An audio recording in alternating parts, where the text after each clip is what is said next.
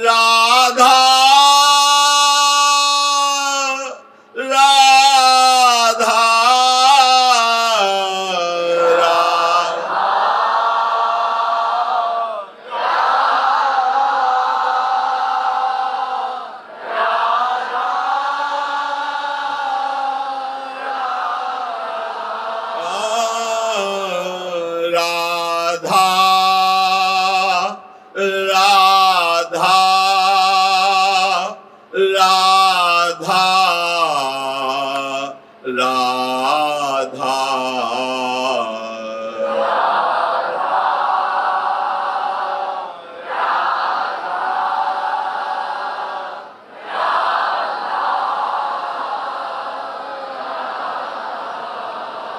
श्री राधा वल्लभ लाल की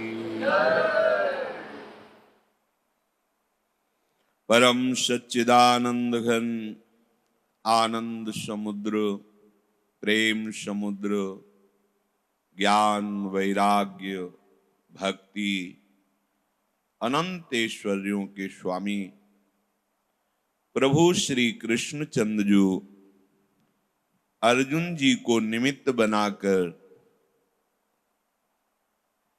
श्रीमद् भगवत गीता रूपी अमृत का उपदेश करते हैं। जो इस भगवद वाणी रूपी अमृत का श्रवणेन्द्रिय के द्वारा पान करके मनन करता है और धारण करता है, वो जीते जी जीवन मुक्त हो जाता है। वो भगवत चरणारविंद की निष्ठा वाला हो जाता है। जिसके हृदय में भगवत निष्ठा का जागरण होता है वो तर जाता है, ये तो साधारण बात है।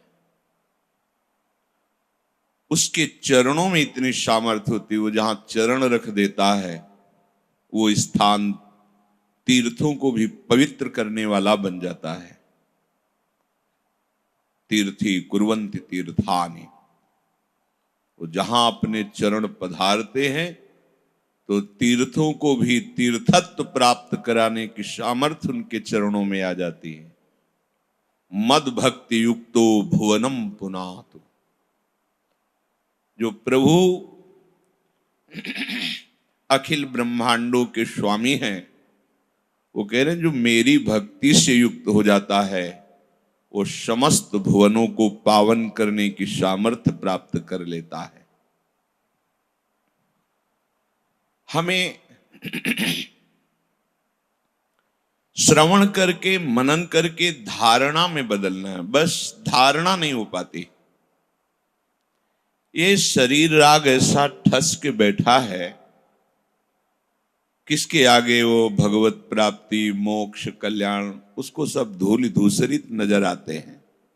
उसको बस इतना ही लगता है कि शरीर आराम से रहे, मनमानी अनुकूलता मिले, भोग मिले, बस जीवन में यही भगवत कृपा है। ऐसा प्रायः शरीरधारी यही धारणा रखते हैं। आपकी भी यही धारणा अगर रही तो आपने क्या भगवत गीता सुना, क्या साधु संग किया, क्या परमार्थ के शास्त्रों का स्वाध्याय मनन क्या किया? अगर यही सांसारिक धारणा रही, सत्संग का फल है शरीर राग का मिट जाना, क्योंकि शरीर राग से ही इंद्रियजन्य भोगों की प्रियता और इसी प्रियता के कारण भोगों का संग्रह, बस यही दुर्गति का मूल है। यहीं से दुर्गति प्रारंभ हुई है और अभी तक चल रही है। भोगों की प्रियता और भोगों का संग्रह, ये भाव जब तक रहता है तब तक परमात्म प्राप्ति का निश्चय भी नहीं कर सकता उपासक। कोई भाग्यवान भगवदाश्रित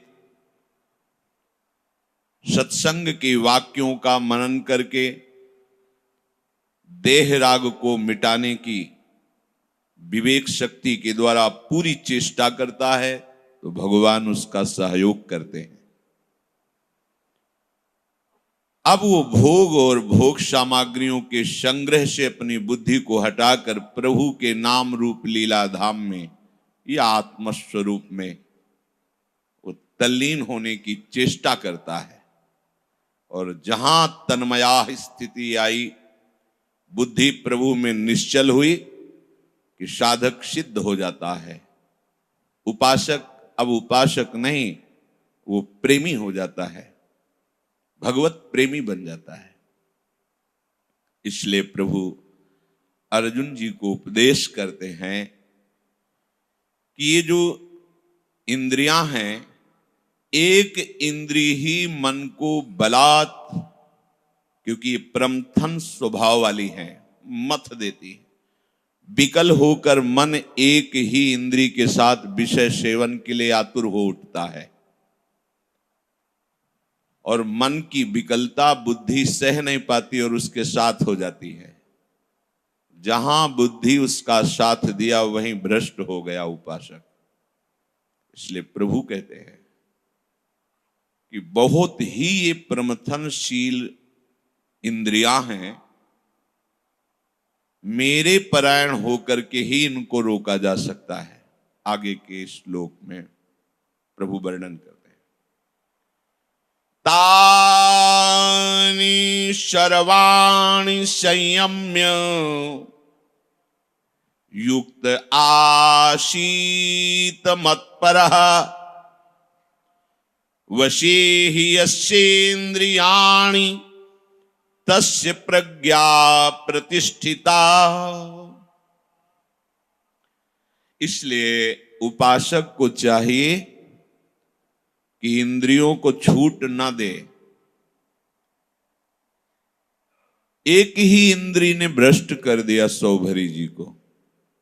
नेत्रेंद्री ने देखा कि मछली मैथुन धर्म से युक्त है, बस मन को खींच लिया। नेत्रेंद्री ने मन को बलात् उस क्रिया में खींच लिया। मन ने बलात् बुद्धि को अधीन किया और इच्छा जागृत हो गई ब्याह की। एक इंद्री ने। नेत्रेंद्री ने देखा कि वैश्यागमन कर रहा एक शूद्र जंगल में, बहुत संभालने की चेष्टा की, पर एक इंद्री ने ही सब धर्म कर्म चौपट करके वैश्यागामी बना दिया। इसलिए प्रभु कह रहे तान सर्वाणि संयम्य। उन्हीं सौभरी जी ने जब भगवत कृपा से पुनः उनको शुद्धि आई कि मैं कहां पहुंच गया, तो उन्होंने समस्त उपासकों के लिए अपने हृदय के उद्गार कहे थे। सर्वात्मना न विसर्जेत बहिरिंद्रियाणि। ऐ उपासक, अपनी इंद्रियों को छूट मत दो। ये बहिर्मुख होकर जब विषयों में विचरण करती हैं तो ये तुम्हारी ही शक्ति से तुम्हारा नाश कर देती हैं। इसलिए सावधान। संगम त्यजेत मिथुनम व्रतिनाम मुमुक्षु सर्वात्मना न विसर्जेत बहिरिंद्रियाणि। अय मुमुक्षु, अय भगवत प्राप्ति की लालसा वाले उपासक, किसी भी प्राणी को मैथुन धर्म से युक्त देखने की चेष्टा मत करो। एक बार दृष्टि चली जाए, प्रणाम करके भगवत भावना से तुरंत दृष्टि हटाओ। जो शिष्णोदर परायण हैं, रसेंद्री और जनेंद्री के भोगों में ही सुख की खोज कर रहे हैं, ऐसे व्यक्तियों का संग दूर से ही त्याग दो। अपनी इंद्रियों को खुला मत छोड़ो। एक चरण मनंतरी से सदैव असंग रहो। एक चरण का तात्पर्य होता असंग, मन से असंग, इंद्रियों से असंग, बाहर के संग से असंग। कैसे रह पाओगे? अपने चिंतन को अपने आराध्य देव की, जिनकी अनंत महिमा है, उनमें लगा दो। चिंतन को प्रभु के चरणों में लगाने से ही ऐसी सामर्थ्य मिलेगी कि आप अपनी इंद्रियों को बहिर्मुख होने से रोक लेंगे। आप इंद्री के विषय में आकर्षित हुए मन को आप रोक लेंगे। ये सामर्थ्य केवल भगवत भजन से आती है। इसीलिए प्रभु यहां कहते हैं कि आशीत मत परहा, मत परहा, मेरे परायण हो करके, क्योंकि और कोई सामर्थ्य दे ही नहीं सकता। बिना प्रभु की आश्रय वृत्ति के किसी में ऐसी सामर्थ्य नहीं आती कि अपनी इंद्रियों को पूर्णतया निर्विषय करके शांत कर ले। ये हरि गुरु आश्रित से ही होता है। जो हरि गुरु चरणों का आश्रय लिए है, भाव से, सत्यता से, नाटकबाजी से नहीं, हृदय से आश्रय लिए, अभिमान रहित होकर के उनके चरणों का आश्रय लिए, वहां से ऐसा बल प्राप्त होता है कि वो अपनी इंद्रियों को बाहर जाने ही नहीं देता। अगर बाहर दृष्टि गई तो अंतर का चिंतन बाहर उसे अनुभव में आता है। मेरा ही प्रभु त्रिगुण माया का पर्दा लगा करके खेल रहा है। उस कोई वृत्ति उसकी उसे फंसा नहीं सकती। अगर भगवद आश्रय नहीं है, गुरु आश्रय नहीं है, तो बड़ी से बड़ी साधना करने पर कुछ दिनों के लिए इंद्रियां शांत नजर आएंगी, पर उसका अभिमान बढ़ जाएगा, फिर वो नष्ट हो जाएगा। इसलिए ब्रह्मा जी जब बाल गोविंद भगवान की स्तुति करते हैं तब कहते हैं, मैंने देखा है बड़े बड़े ज्ञानाभिमानियों को ऊंचे ऊंचे पदों से भ्रष्ट होते देखा है। भगवान ब्रह्मा जी स्तुति में कह रहे हैं, बड़े बड़े ऊंचे ऊंचे पदों में पहुंचने पर भी उन्हें भ्रष्ट होते देखा है।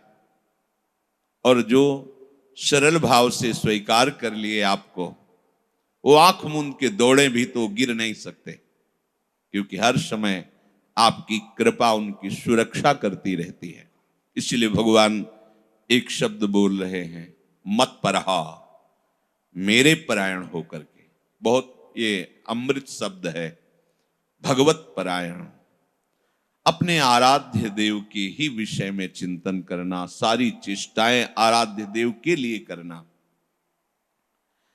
तान सर्वाणि संयम में युक्त आसीत मत परः, बलपूर्वक मन का हरण करने वाली ये इंद्रियां हैं। विषय इंद्रियों का हरण कर लेता है।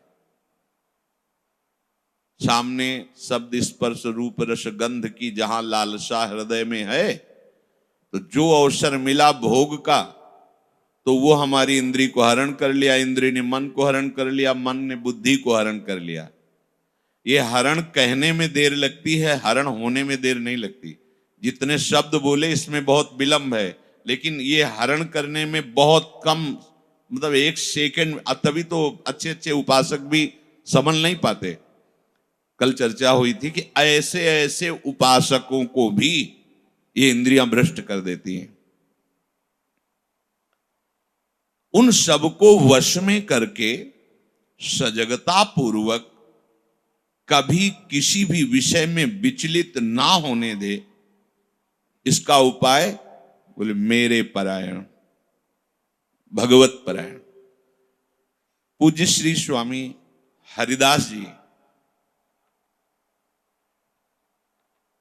कह रहे कि कभी कभी ऐसा होता है अच्छे उपासकों में भी, कबहू कबहू मन इत उत जात, याते अब कौन अधिक सुख।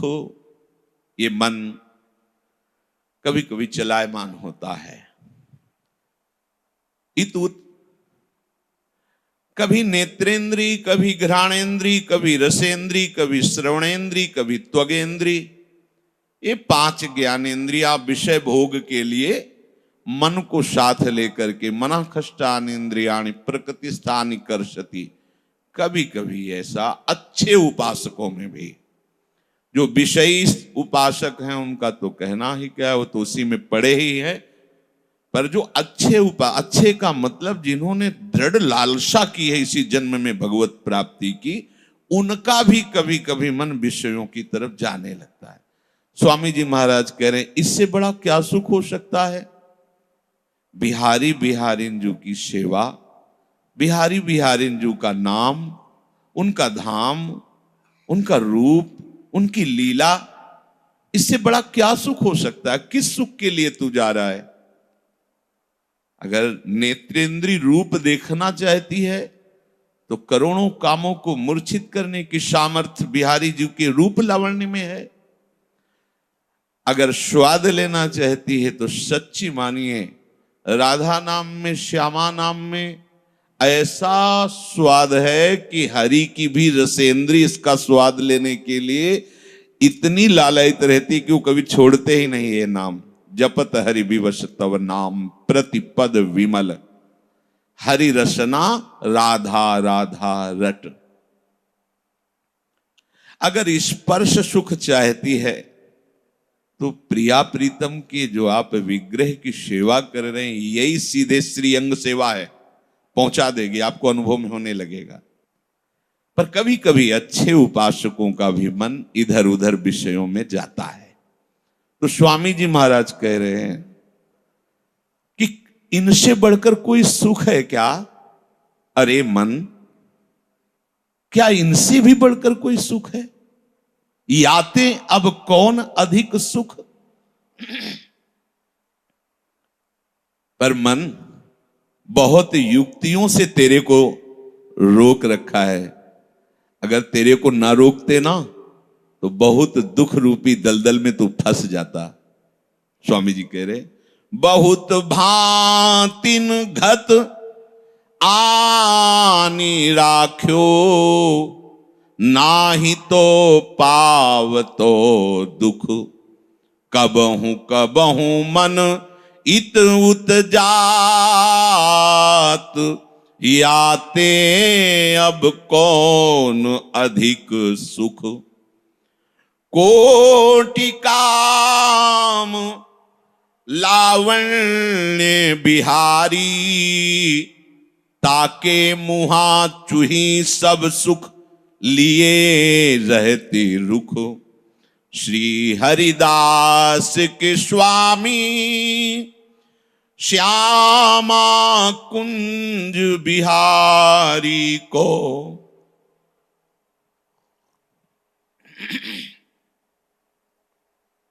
श्री हरिदास के स्वामी श्यामा कुंज बिहारी को, दिन देखत रहो विचित्र मुख।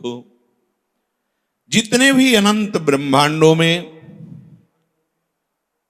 और महान महान भक्तों में, ज्ञानियों में, उपासकों में, ऋषियों में, मुनियों में जो भी सुख नाम से वर्णन किया गया है, ये सब बिहारी जी की तरफ देखते रहते हैं, बिहारी जी के रुख का अनुसरण करते हैं। स्वामी जी के कहने का भाव है कि यदि आपने बिहारी जी के चरणों का आश्रय लिया और बिहारी जी का रुख आपकी तरफ हुआ, तो लोक परलोक जागतिक भागवतिक सारे सुख आपको घेर लेंगे, क्योंकि हर सुख बिहारी जी का रुख देखता रहता है। ताके मुहा चूही सब सुख लिए रहत रुख, बस देखते रहते हैं भ्रकुटी की तरफ कि किधर इशारा हो और हम सेवा परायण हो। सारे सुख जागतिक और भागवतिक, और ऐसे सुंदर है कोटि काम लावण्य बिहारी। है मन, ऐसे सुख समुद्र, ऐसे ऐश्वर्य समुद्र, ऐसे प्रेम समुद्र प्रभु को छोड़कर तू कहां ही तू जा रहा है, तुझे क्या सुख मिलेगा। श्री स्वामी जी कह रहे हैं कि हमारा तो रात दिन एक ही है, केवल बिहारी बिहारिंजू के मुख का वो विचित्र सौंदर्य, वो विचित्र लावण्य। कौन सा विचित्र? अबहीं और अबहीं और अबहीं, आज तक नेत्र अघाए ही नहीं है। या जो हरि के दास हैं वो तो इस सुख का अनुभव करते हैं, प्रिया प्रीतम की रूप माधुरी, लावण्य माधुरी, शोभा का पान करके उन्मत्त बने रहते हैं। उनको और कुछ देखने की, सुनने की, जानने की, चखने की, सूंघने की, भोगने की इच्छा ही नहीं रहती। कभी कभी मन उपासकों का, अच्छे जो उपासक हैं उनका भी जाता है, तो प्रभु कह रहे हैं आसीत मत परह, मेरे परायण हो जाओ। प्रभु के परायण मात्र होने में बहुत बड़ी सामर्थ्य है। प्रभु के परायण का कल आपने चरित्र सुना महाराज महाभागवत अम्बरीश जी का, कि भगवत परायण कैसा होता है। एक एक इंद्रिय उनकी भगवत सेवा में है। प्रभु से अपनापन मान लेने में इतनी बड़ी सामर्थ्य है जो बड़े बड़े जितेंद्रियों में भी नहीं होती। जितेंद्रियों में तो जितेंद्रियता का कहीं न कहीं भाव रहता है, लेकिन जो भगवत परायण होता है उसमें ये भी भाव नहीं होता। सामर्थ्य देखी गई भगवत भक्तों की। श्री अर्जुन जी जब दिव्यास्त्र प्राप्ति के लिए स्वर्ग लोक की यात्रा की, तो देवराज इंद्र ने उन्हें अपने सिंहासन पर, आधे सिंहासन पर बैठाला। सभा में स्वागत के लिए गंधर्व और अप्सराएं गान नृत्य वाद्य आदि करते हुए वहां सुख की वर्षा कर रहे थे। समस्त अप्सराओं में श्रेष्ठ उर्वशी जी, जो भगवान नारायण की जंघा से जिनका प्रादुर्भाव हुआ है, वो अब स्वर्ग की शोभा है, उनसे बढ़कर कोई सुंदर नहीं है, क्योंकि और अप्सराएं ब्रह्मा जी के द्वारा रची हुई हैं और उर्वशी जी स्वयं भगवान नारायण की जंघा से प्रकट हुई है। उर्वशी जी ने जब अर्जुन जी को देखा तो भगवान की भक्ति से संपन्न और शूरवीरता टपक रही उनके अंग अंग से विशाल भुजाएं और सौंदर्य का मूर्तिमान स्वरूप, क्योंकि हर समय हृदय में भगवान नाम है और मानस नेत्रों में प्रभु श्री कृष्ण समाये हुए हैं, क्योंकि अर्जुन जी महाप्रेमी हैं प्रभु श्री कृष्ण के। पीछे सत्संग में बताया है कि एक बार अर्जुन जी को सोते समय बड़े बड़े महापुरुषों ने देखा कि उनके रोम रोम से कृष्ण नाम ध्वनि प्रकट हो रही। मत परायण, भगवत परायण में बड़ी सामर्थ्य है। उर्वशी जी नृत्य कर रही थी, गंधर्वजन गान कर रहे थे, समा बंधा हुआ था। अर्जुन जी की दृष्टि उर्वशी जी पर पड़ी तो उर्वशी जी एकाग्रता पूर्वक अर्जुन जी की तरफ देख रही थी, और ये सभा में बहुत देर तक चलता रहा। नृत्य गान हो रहा है, पर उर्वशी के नेत्र अर्जुन जी पर और अर्जुन जी के नेत्र उर्वशी पर। ये देवराज जी की दृष्टि में पड़ा। जब नृत्य गान समाप्त हुआ तो उर्वशी जी को आदेश किया, जाओ अर्जुन की सेवा में उपस्थित हो। जो आज्ञा। देवी हैं, पवित्र हैं। वो जब चलती है तो उनके अंगों से ऐसी सुगंध फैलती है जैसे इत्र का छिड़काव किया गया हो, और वो जब चलती हैं देव मार्ग में, धुएं की है, वो ऐसे पर्दा किए रहता है। जहां जाना है, जिनको देखना है वही देख सकते हैं। नहीं, उर्वशी जी जा रही, कोई देख नहीं सकता। ऐसे धूम, जो सुगंधित धूम है, वो ऐसे घेरे रहता है। अर्जुन जी के समीप उर्वशी जी गई। अर्जुन जी ने झुक करके पंचांग प्रणाम किया।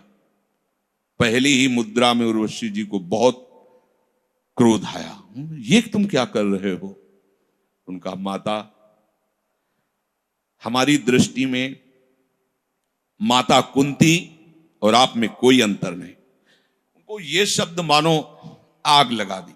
आपको पता है देवराज इंद्र ने आपकी सेवा में भेजा है, और हम अप्सराएं हैं, हम देवियां हैं। यहां जो आता है स्वर्ग में उसके सुकृतों के अनुसार यहां अप्सराएं उसे प्राप्त होती हैं। महाराज, आदेश है देवराज इंद्र का कि मैं आपकी सेवा में उपस्थित हूं। आप बिल्कुल ऐसे शब्द मत बोलिए और कोई ऐसी चेष्टा मत कीजिए कि मुझे क्रोध आ जाए। तो उनका, आप ये बात समझ लीजिए फिर कि माता कुंती में और आप में हमारी दृष्टि में कोई अंतर नहीं। बड़ी प्रार्थना की, बड़ी चेष्टा की कि हमारा हृदय जैसा आप पे आसक्त हुआ वैसा ही मुझे आदेश भी प्राप्त हो गया, इसलिए आप ऐसा मत करो। मैं आप पर आसक्त होकर आई हूं और उस पर से देवराज जी का आदेश भी है। उनका, फिर आप सुन लीजिए, माता कुंती में और आप में कोई अंतर नहीं है, क्योंकि आप हमारी पूज्या हैं। उनका, ऐसा मत करो। तुम्हारे पुरखे आकर के हमारा संग किए हैं, या सब ऐसा होता है, यहां का नियम है ऐसा, तुम ये सब भूल जाओ। अर्जुन जी प्रणाम मुद्रा में कहा, इसके आगे हमारे पास कोई शब्द नहीं आपके लिए, और आप प्रार्थना है पुनः वापस चली जाएं। इतना क्रोध आया उनका, नपुंसक कहीं का, मुझ देवी को बार बार तू ऐसे वचन बोल रहा है जो दुख प्रदान कर रहे हैं। जा, मैं शाप देती हूं, तू नपुंसक हो जा और वापस चल। कोई फर्क नहीं, कोई फर्क नहीं कि अर्जुन जी निराश हो गए, ऐसा नहीं हो। मुस्कुराने लगे। गोविंद की कोई लीला है। सुबह देवराज इंद्र को सूचना मिली कि अर्जुन जी आने वाले हैं। अर्जुन जी को बहुत आदर करते थे, पुत्रवत। क्या हुआ? मुस्कुराते हुए देवराज ने पूछा। उन्होंने बताया कि हमें लगता है कि उर्वशी जी नाराज हो गई और उन्होंने ऐसा शाप दिया है। तो उनका ये मंगलमय भगवान का विधान है, क्योंकि तुम्हें अज्ञातवास प्राप्त होगा, उस समय ये शाप तुम्हारे काम आएगा, और इसे मैं सीमित कर देता हूं 1 वर्ष के लिए। वरदान बन गया। जो भगवत परायण उर्वशी जी को ऐसा जवाब दे देना, ये बड़े बड़े ऋषि मुनियों के भी बस की बात नहीं थी। बहुत से इतिहास साक्षी हैं, उर्वशी जी नहीं और भी ऐसी जो ब्रह्मा जी के द्वारा रची हुई है, वो अपने मार्ग से पतित हो जाते हैं। अप्सराओं में इतनी सामर्थ्य है, वो देवी है। पर अर्जुन जी भगवत परायण है। देख लो, स्वर्ग का वैभव और भगवान नारायण से प्रकट हुई उर्वशी जी अर्जुन जी के हृदय में इतना भी विकार नहीं पैदा कर सकी। इसीलिए हम भगवान कह रहे तान सर्वाण संयम युक्त आसीत मत परहा। और बड़े ही धर्मात्मा, बड़े ही गुणवान और उसी वंश के श्री पुरुरवाजे, इनके भी धर्म गुण और तप सुकृत से प्रभावित होकर इनको उर्वशी जी का सानिध्य मिला। जी ही उर्वशी जी को देखा तो मूर्तिमान सुंदरता लगी। ऐसा लगा कि सब मन बुद्धि चित्त सब आसक्त हो गए। और उर्वशी जी आई ही इसीलिए थी, स्वीकार किया।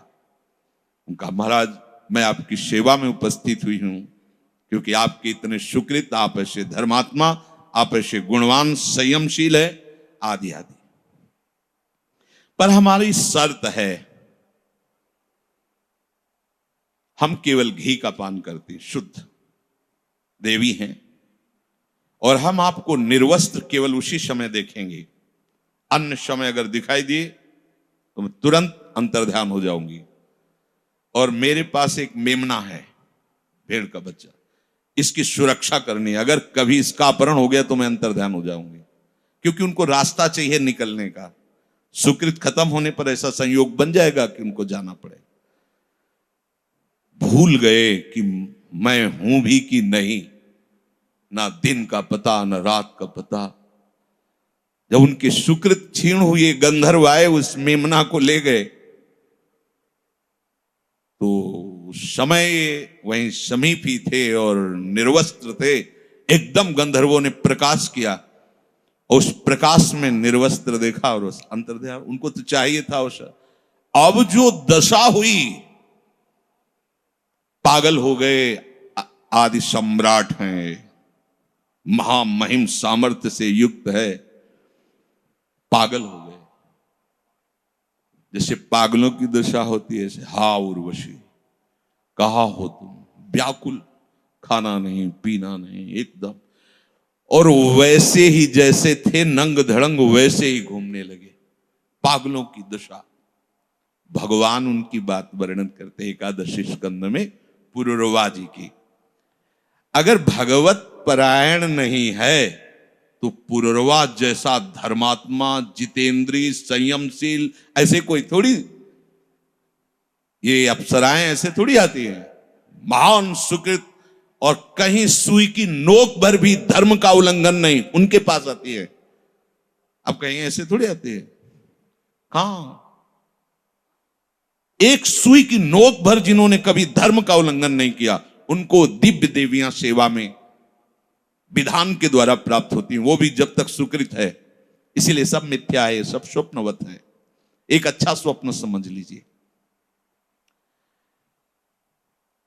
प्रभु कह रहे हैं कि मल्लक्षणों मिमं कायम लब्ध्वा मद्धर्म आस्थितः आनंदम परमात्मानो मात्मस्थम समुपैति माम। ये मनुष्य शरीर मेरे परमानंद की प्राप्ति के लिए प्राप्त हुआ है। उस प्रसंग को कहने के पहले भगवान बोले, ये जो मनुष्य शरीर है मेरी प्राप्ति, मेरे परमानंद स्वरूप की प्राप्ति के लिए हुआ है। और मेरी प्राप्ति का मुख्य साधन है मेरे प्रेमी भक्तों का संग करके भक्ति पूर्वक मेरी आराधना करना। जो मेरे प्रेमी भक्तों के संग से मेरी प्रेममयी आराधना को जान जाता है तो अपने हृदय में ही मेरा साक्षात्कार कर लेता है।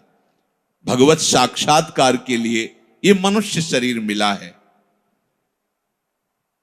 गुणमय्या जीव योन्या विमुक्तो ज्ञान निष्ठया गुणेषु माया मात्रेषु दृश्यमानेषु वस्तुतः।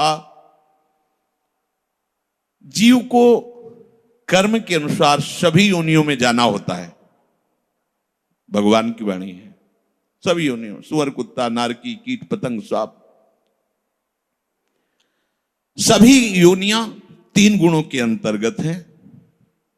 जब कोई मेरे परायण होता है तो मैं उसे ऐसा ज्ञान देता हूं कि वो तीनों गुणों से बंधता नहीं है, माया मात्र से वो मुक्त हो जाता है जो मेरे परायण होता है। साधकों को, उपासकों को यह ध्यान रखना चाहिए। भगवान आदेश कर रहे हैं, संगम न कुर्यादशताम शिष्णोदर त्रिपाम क्वचित तस्यानुगस्त मत्स्यंधे पतत्यंधानुगांधवत। साधक को, उपासक को मेरी ये बात ध्यान रखना चाहिए। भगवान कह रहे हैं कि जो लोग केवल विषयों को ही सुख मान रहे हैं और उदर पोषण में लगे हैं, जनेन्द्री का भोग और रसेंद्री का भोग, यही जीवन का परम लाभ, अच्छा अच्छा खाने को मिले, खूब भोगने को मिले, जिनका ऐसा लक्ष्य है, ऐसे असत पुरुषों का कभी भी संग नहीं करना चाहिए, क्योंकि उनका संग करने वालों की वैसी ही दुर्गति होती है जैसे कोई अंधे का हाथ पकड़ करके अंधा चल रहा हो। दोनों गिरेंगे, दोनों को अंधकार में भटकना पड़ेगा। उद्धव, मैं तुम्हें महान यशस्वी धर्मात्मा गुण संपन्न आदि सम्राट एलानंदन पुररवा की बात कह रहा हूं। भगवान अपने श्री मुख से उद्धव जी को सुना रहे हैं। उर्वशी में राग करके वो ऐसे बेशुद्ध हो गए, पागल हो गए कि उनको पता ही नहीं चलता था कि दिन है कि रात है, सभा में हूं या एकांत में हूं। ऐसे ही दिगंबर वस्त्र शरीर में निहा उर्वशी पागल। पीछे जब उनको चेत हुआ तब उन्होंने जो उद्गार प्रकट किए वो मैं तुम्हें सुनाता हूं। उन्होंने कहा, अहो में मोह विस्तारा काम कश्मल चेतसा देव्याग्रहित कंठस्य नायु खंडा इमे स्मृता। धिक्कार है मेरे को, हाय हाय मेरी मूर्खता तो देखो, मेरी काम वासना तो देखो, मुझे कहां पहुंचा दिया। उर्वशी ने जब से हमारा गला पकड़ा अपनी बाहुओं से, तब से आज तक मैं छूट नहीं पाया। वो छोड़ के चली गई पर मैं पागल घूम रहा हूं। सीमा हो गई मुझ धर्मात्मा, मुझ सम्राट की ये दुर्गति कि मुझे होश ही नहीं कि मैं नंग धड़ंग घूम रहा हूं। भगवान उद्धव जी को बता रहे हैं, नाहम वेदाभिनिर्मुक्तः सूर्यो वाभ्युदितो मुया मुसितो वर्ष पूगानां बताः निगतान्यतु। हाय हाय लुट गया मैं, मेरी बुद्धि भ्रष्ट हो गई। कब सूर्य अस्त हुआ, कब सूर्य उदित हुआ, मुझे ये भी भान नहीं रहा। खेद है कि कितने वर्ष, कितने दिन व्यतीत हो गए, मुझे शुद्ध नहीं रही। इस अप्सरा ने मेरी ऐसी बुद्धि का हरण किया कि मैं बिल्कुल पागल बना रहा। कितना मैं चक्रवर्ती सम्राट हूं, क्या हूं, अरे एक स्त्री का खिलौना हो गया हूं उनके अंदर की। देखो मैं प्रजा को मर्यादा में रखने वाला सम्राट हूं। अरे देखो जो दूसरों को शासन में लेता है उसकी कैसी दुर्दशा कर दी शासक्ति ने। मैं रोता बिलखता निर्वस्त्र उसके पीछे दौड़ता रहा और उस निर्दयी ने मेरा त्याग कर दिया, मानो मेरे प्राण ही निकल गए हों। मैं गधे की तरह पीछे भागता रहा, दुलत्तियां सहता रहा। भला सोचो मुझ में कहां स्वामित्व है, कहां सम्राटपना है, कहां धर्म रह गया, कहां गुण रह गया। हाय किम विद्या किम तपसा किम त्यागेन श्रुतेन वा किम विविक्तेन मौनेन स्त्रीभिर्यस्य मनोहृतम। जो एकांत में स्त्री का चिंतन करता रहता है काम भाव से, उसकी सारी विद्या व्यर्थ हो जाती है, उसकी सारी तपस्या व्यर्थ हो जाती है, उसका सारा त्याग व्यर्थ हो जाता है, उसका शास्त्र अभ्यास कोई लाभ नहीं देता है और उसका एकांत सेवन मौन भी निष्फल हो जाता है। भगवान सुना रहे हैं उद्धव जी को। खास बात यहां क्या कह रहे हैं? चिंतन, एकांत चिंतन। ये करने में तो कोई जान नहीं पाएगा ना। और भगवान बोल रहे हैं कि उसकी विद्या, तपस्या, एकांतिक मौन आदि जितनी साधनाएं वो कोई फल प्रदान नहीं कर पाएंगी यदि काम भाव से स्त्री शरीरधारी कोई पुरुष शरीर का चिंतन या पुरुष शरीरधारी स्त्री शरीर का चिंतन। इसीलिए 20 वर्ष हो जाते, कोई दिव्यता, कोई आध्यात्मिक उन्नति का प्रकाश उसको समझ में नहीं आता है। उसको किसमें हानि है, किसमें लाभ है, इसका निर्णय करने की बुद्धि भी नहीं रह जाती जो विषय भोगों का चिंतन करता है। चाहे वो अपने को बहुत बड़ा पंडित माने, भगत माने, ज्ञानी माने, पर भगवान कह रहे वो है मूर्ख और धिक्कार है उसके जीवन को।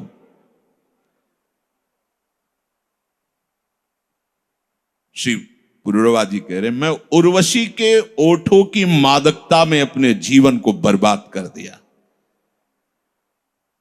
मेरी काम वासना बढ़ती गई। मैं भूल गया कि कहीं घी की आहुतियों से अग्नि शांत होती है और प्रज्वलित होती है। उसने मेरे चित्त को ऐसा चुराया कि आत्माराम जीवन मुक्तों के स्वामी प्रभु को भूल करके मैं उसको अपना सर्वस्व मान बैठा। इसी से आज मेरी ऐसी हालत हुई, ऐसी दुर्गति हुई।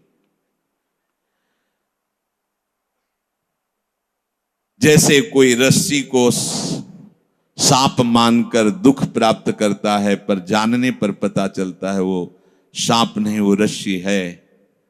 ऐसे ही ये जगत भगवत स्वरूप है, मैं ऐसा ना जान करके इसे क्या क्या मानता रहा। बड़ा उनको वैराग्य मंगलमय हुआ। मैं अजितेंद्री हूं, मैं अपराधी हूं, मैं कामी हूं। महाराज कह मैं अपराधी हूं। क्वायम मली मशः कायो दौर्गंध्याद्यात्म को असुचि क्वा गुणाः सौमनस्याद्या हृदयासो विद्या कृता।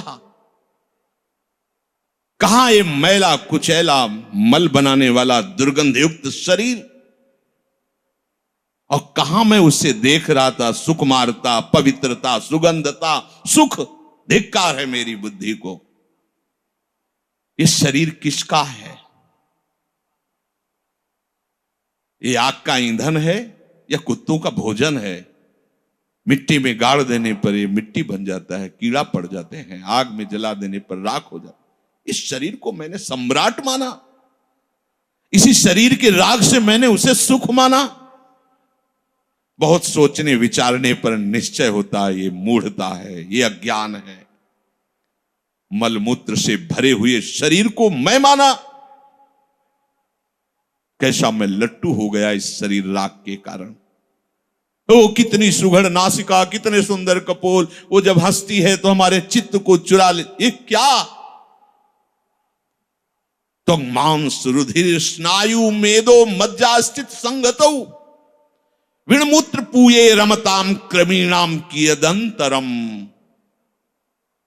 क्या है? मैं क्यों आरोप कर रहा था ऐसा? अरे त्वचा ही तो है, अंदर मांस ही तो है, रुधिर और स्नायु मेदा मज्जा और हड्डियों से ढटा हुआ ढांचा है, अंदर भरा हुआ मलमूत्र है। ओहो, इस शरीर में रमण करना मानो नाली का कीड़ा नाली में रमण कर रहा है। एक कीड़े से बढ़कर क्या है मेरे में जो मैं अपने को सम्राट समझ रहा था? मेरे में और उस नाली के कीड़े में क्या अंतर रहा? इसलिए मैं अपना अनुभव कहता हूं। महाराज पुरुरवा का अनुभव भगवान श्री कृष्ण चंद्र जी उद्धव से बता रहे कि पुरुरवा ने कहा अथापि नोप सज्जेत स्त्रीषु स्त्रणेषु चार्थविद विषयेंद्रिय संयोगान मनः क्षुभ्यति नान्यथा। जिसको इसी जन्म में भगवत प्राप्ति करनी हो भगवत मार्ग में जाकर जीवन मुक्त अवस्था को प्राप्त करना हो, उस साधक को चाहिए ऐसी काम भावना प्रकट करने वाली स्त्रियों और ऐसे कामी पुरुषों का संग त्याग कर दे। स्त्रीषु और स्त्रैणेषु दोनों बातें कही। ऐसे पुरुषों का संग त्याग कर दो और ऐसी स्त्रियों का संग त्याग कर दो, नहीं तो विषय और इंद्रियों के संयोग ने मेरी हालत क्या कर दी तुम देख लो। ऐसे विकार से युक्त हो जाओगे, निकलना मुश्किल है। और यदि तुमने संग नहीं किया तो विकार का कोई अवसर ही नहीं रहेगा। नान्यथा क्षुभ्यति, फिर कभी ये क्षोभ ही नहीं होगा तुम्हारे हृदय में। क्योंकि जब हम कोई वस्तु सुनते हैं तो उसे भोगने की इच्छा होती, देखते हैं तो भोगने की इच्छा होती।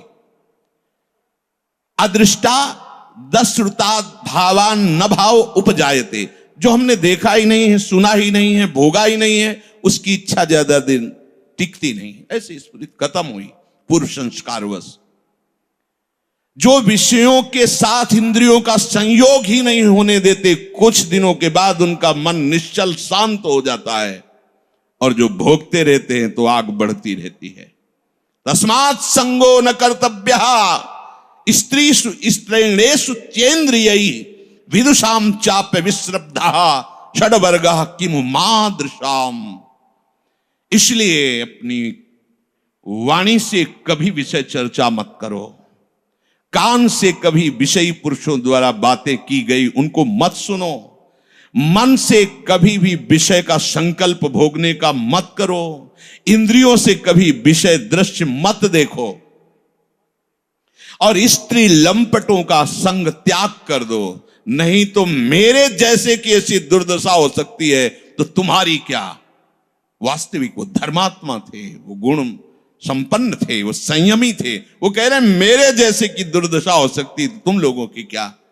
इसलिए बड़े बड़े विद्वानों को भी इंद्रिया और मन परास्त कर देते, भगवान ने भी अभी वही कहा है, इसलिए सावधान।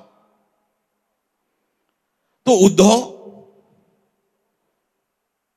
हम तुम्हें वो उपाय बताते हैं जिससे तुम सावधान होकर के अपनी इंद्रियों को वश में कर लोगे। ततो दुष्संग मुत्सृज्य सत्सु सज्जेत बुद्धिमान संत एतस्य छिंदंती मनोव्यासंग मुक्ति भी, भगवान कह रहे हैं उद्धव जी से।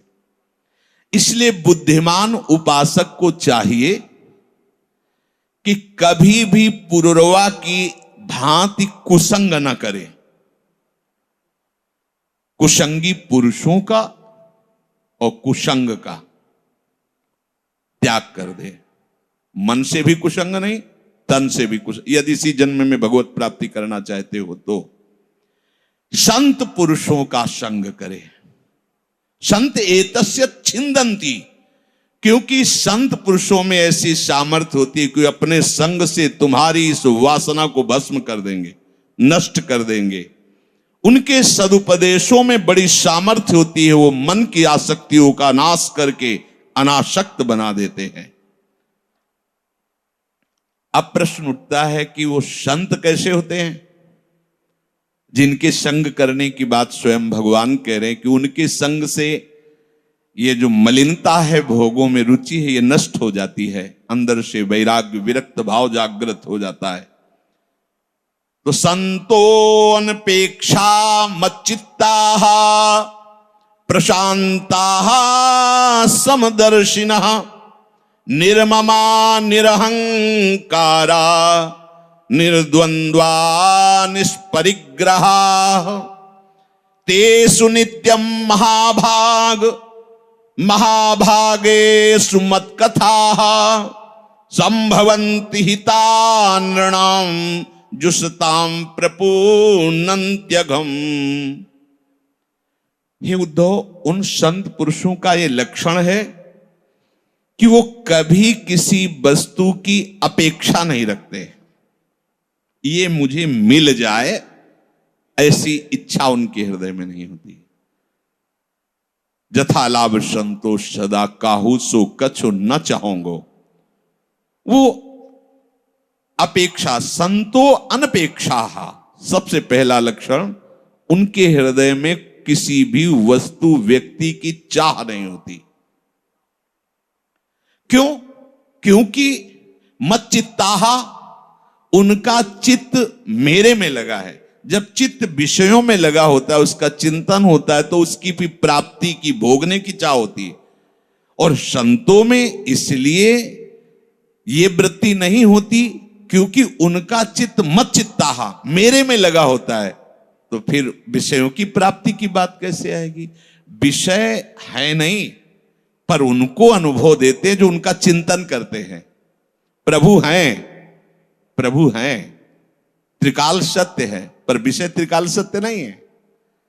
ये केवल भासते हैं, जैसे स्वप्न में भासते हैं ऐसे जागृत में भासते हैं। स्वप्न में भी तो विकार होता है, ऐसे जागृत में स्वप्नवत ही समझिए, उसकी सत्ता नहीं है, पर आप चिंतन करते हैं इसलिए उसका अनुभव होता है। उसको लगता है कि सुख है, नहीं है, नहीं सुख। भक्तजन, संतजन मेरे में चित्त लगाए रहते हैं, इसलिए उनमें ये दोष नहीं होते। समझिए आप, ये दोष कब तक आपके हृदय में रहेंगे? जब तक आप उसका चिंतन करेंगे। चिंतन ही उनकी सत्ता है, चिंतन ही तुम्हारे जन्म मरण का हेतु है, तुम्हारे मोक्ष का हेतु है। यदि विषयों का चिंतन कर रहे हो तो वही तुम्हारी दुर्गति का हेतु बनेगा। अगर भगवत चिंतन कर रहे हो तो वही तुम्हारी सद्गति का हेतु है। मेरा चिंतन करने के कारण प्रशांताः, वो शांत नहीं, इतने शांत होते हैं कि बड़े से बड़े विघ्न में भी उनका हृदय में हलचल नहीं होती। जैसे अगाध समुद्र शांत हो, ऐसे उनका हृदय रहता है। समदर्शिनः, क्योंकि वो सब समय में, सब में मेरे को देखते हैं। समदर्शी वही होता है जो एकमात्र, कहीं ऐसा नहीं कोई छोटा बड़ा नहीं, कोई उत्तम लघु नहीं, कोई नीच उच्च नहीं, वो अंदर से देखते रहते हैं। मेरा प्रभु सब में है। विद्या विनय संपन्ने ब्राह्मणे गविहस्तनी सुनीचय सुपाके चा पंडिता समदर्शिना, जो सब जगह अपने आराध्य देव को देखते हैं। उनमें निर्ममा, ममता नहीं होती। निर्मोही अखाड़ा होते हैं, सब संत निर्मोही होते हैं। उनमें ममता नहीं होती संसार के जैसे लोग परस्पर ममता नहीं। अगर वो तुम्हें प्रेम कर रहे हैं तो अहो भाग्य, वो तुम्हें अपना मान रहे हैं तो अब तुम्हें अवसर मिल गया है, मोक्ष का खुल गया है दरवाजा, भाग पड़ो वहां से, संसार राग से भाग पड़ो। अरे वो निर्मोही जन तुम्हारी तरफ देख रहे हैं, भागो, अवसर मिल गया है। अब अगर उन्होंने देख लिया है और उनके इशारे पर तुम चल दिए हो तो अब माया नाम की चीज ही नहीं है, माया है ही नहीं। क्योंकि संत जन किसी को अपना माने, किसी की तरफ आंख उठा के देखे, मानो प्रभु ने उसे चुन लिया है। अब मोहि भाव भरोस हनुमंता, बिनु हरि कृपा मिले नहीं संता। जो प्रभु मोहि अनुग्रह कीन्हा, तो तुम आई दरस हठ दीन्हा। और निरहंकारा, संतों में अहंकार नहीं होता, क्योंकि देख लेते, समझ जाते हैं। कठपुतली क्या अहंकार करे कि मैं बहुत जोर की नाची हूं, क्योंकि उसे पता है नचाने वाला पर्दे के पीछे बैठा जैसे अंगुली कर रहा है, ऐसे ऐसे वैसे ही वो नाच रहा है, अंगुलियों को इशारे से नचा रहा है कठपुतली। उमा दारु जो सित की नाई, सब ही नचावत राम गुसाई। जो सब में रमा है, सबका स्वामी वही नचा रहा है। उनमें अहंकार का लेश भी नहीं होता। और वो निर्द्वंदाः, कोई भी द्वंद, निंदा स्तुति मान अपमान, सर्दी गर्मी लाभ हानि, ये ऐसा नहीं कि उनके शरीर में गर्मी नहीं लगती, उनको पीटो तो दर्द नहीं होता, ऐसा नहीं। गर्मी लगती, सर्दी लगती है, दर्द होता है, पर उसका दुख नहीं होता है। उसकी भी ऐसा क्यों, ऐसा नहीं, व्याकुलता नहीं होती। हो रहा है, पीड़ा है, सब सह रहे, पर व्याकुलता, व्यथा नहीं होती, वो आशय नहीं। वो हर द्वंद में एक रस रहते हैं। क्यों? क्योंकि उनका चित्त मेरे में लगा होता है। अगर चित्त सर्दी गर्मी में लगा हो, दुख सुख में लगा हो, तो फिर हाय हाय मच जाए। चित्त तो प्रभु में लगा है, चित्त तो चित्त चोर ने चुरा लिया है। तो अब ये द्वंद आते जाते रहते हैं शरीर में, पर उनको एक विशेष आनंद मिलता रहता है। उसी आनंद बल से शरीर के दुख सुख को बराबर सहते रहते हैं। निष्परिग्रहा, वो किसी भी तरह का परिग्रह स्वयं में स्वीकार नहीं करते। स्वयं मेरे लिए कपड़ा अच्छा रहे, मेरे लिए भोजन अच्छा रहे, हाँ मेरे लिए ये अच्छा, मेरे लिए शरीर को लेकर के जो आवश्यकताएं हैं, यथा लाभ संतोष, मेरे मालिक जैसे चाहें वैसे, क्योंकि वे तन मन प्राण उनको समर्पित हैं। जोई जोई प्यारो करे सोई मोहि भावे, वो कोई भी वस्तु व्यक्ति स्थान मेरे लिए है ऐसा वो स्वीकार नहीं करते। तेषु नित्यम महाभाग महाभागेषु मत कथा। महाभाग उद्धव, वो जो हमारे संत जन होते हैं बड़े भाग्यशाली होते हैं। क्या भाग्यशाली होते हैं? वो सदैव मेरी महिमा वर्णन करने में कभी थकते नहीं। भगवत चर्चा, मेरी कथा सुनने में उनके कान ही कभी नहीं तृप्त होते। जिनके श्रवण समुद्र समाना कथा तुम्हारी सुभग से, इससे बड़ा सुख नहीं है। सुत दाराधन लक्ष्मी पापियों के घर हो, संत समागम हरि कथा तुलसी दुर्लभ दोए। ये जो आप ब्रह्म मुहूर्त में बैठ करके सिद्धांत और भगवत चर्चा सुनते हैं, ये अहेतु की लाडली लाल की कृपा है, सिर्फ कृपा है। इसमें हम तुम कहीं नहीं है। कृपा से ऐसा संयोग नहीं तो माया अवसर ही नहीं देती। 8 बजे तक 10 बजे तक सोए, समय ही कहाँ है।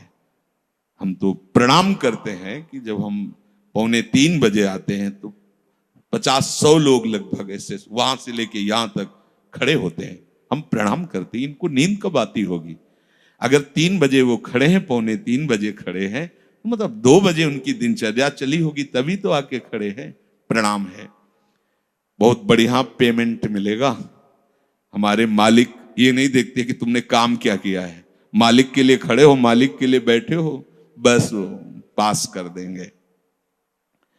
मेरी लीला कथाएं मेरे भक्तों की सभा में होती रहती है, और मेरी कथाओं जैसा परम हितकारी और कुछ नहीं है। ये भगवान अंदर की बात बता रहे। अगर किसी को भी प्रेम प्राप्त हुआ है और बहुत जल्दी आध्यात्मिक उन्नति हुई है तो केवल सत्संग से हुई है।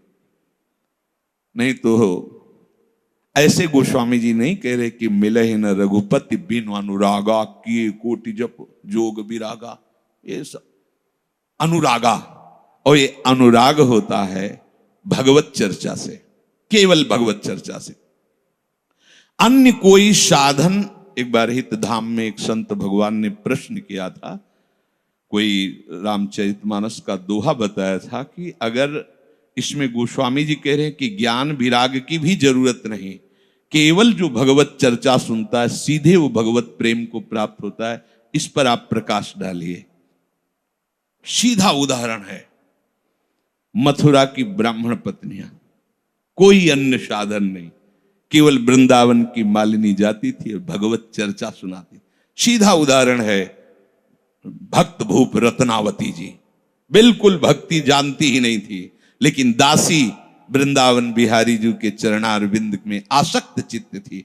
कभी कभी आह भर के बोल देती थी, हा कुंज बिहारी, हा वृंदावन बिहारी, हा लाडिले।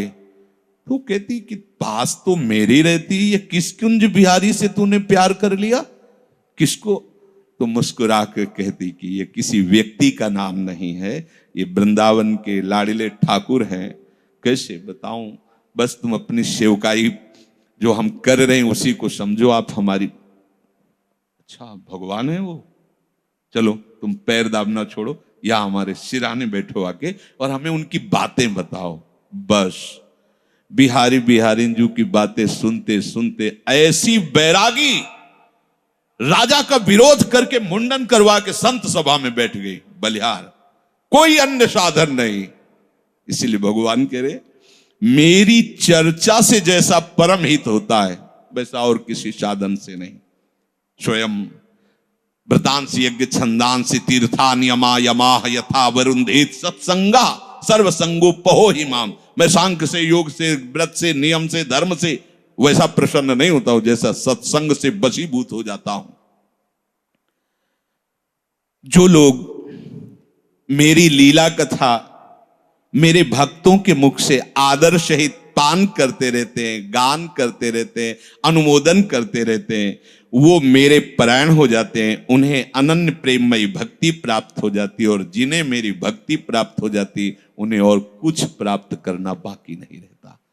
भगवान ने बताया कि भगवत प्रेमी महात्माओं के संग से भगवत लीला कथा का गान, भगवत लीला कथा का श्रवण और भगवत परायणता अर्थात सेवा, इससे क्या होगा कि तुम्हें कोई प्रयास नहीं करना पड़ेगा, मन और इंद्रियों से इतना लड़ना नहीं पड़ेगा, वो अपने आप शांत हो जाएंगे, क्योंकि प्रभु की प्रधान कृपा उसके ऊपर होती है। वो कृपा आश्रित है भगवत कृपा से ही, क्योंकि भगवान कह रहे आसीत मत परा, मेरे प्राण होकर तान सर्वाण संयम्य, समस्त इंद्रियों को संयम्य करो। कैसे करो? मेरे प्राण होकर। हर इंद्री, जैसे कल महाराज अम्बरीश जी की चर्चा सुनी, उनकी हर इंद्री हर चेष्टा केवल प्रभु श्री हरि को प्रसन्न करें, उनको सुख पहुंचाने के लिए, उनकी आराधना के लिए होती है। ऐसे ही हम सब पर विशेष कृपा है जो हमें मार्ग मिल गया है। अब हम जो आज्ञा प्रभु कर रहे हैं वैसा चलें, मनन करो सत्संग का, और जो भगवत विरोधी बातें हैं, क्रियाएं हैं, चिंतन है, उसका त्याग करो, अभी आनंद में डूब जाओगे। ये आनंद समुद्र है प्रभु। कैसी कैसी सामर्थ्य! भयंकर जंगली सिंह को पिंजड़े में बंद करके ला के सामने छोड़ा जा रहा है, और राजमहलों में पली और राजमहलों में रहने वाली रानी बिल्कुल भयभीत नहीं हुई। दहाड़ता हुआ सिंह आ रहा है। दासी ने कहा, महारानी सिंह, उनका भूल मत कर, सिंह नहीं नरसिंह। और देखा सिंह की तरफ तो उनको अपने गोविंद दिखाई दिए। पूजा की थाल से पूजा जीभ से चाट रहा है, जैसे नरसिंह भगवान प्रहलाद जी को, ऐसे ही वो शेर चाट रहा था। भूप स्वरूप हैं भक्तों की वो, क्योंकि उन्होंने कभी भक्ति की आराधना नहीं की, पर जब से प्रभु की चर्चा सुनी तो आसक्त चित्त होकर वैराग्य धारण कर लिया उनके हाथों को, कि तुम्हारे धन्य हो गए हाथ, ऐसे से।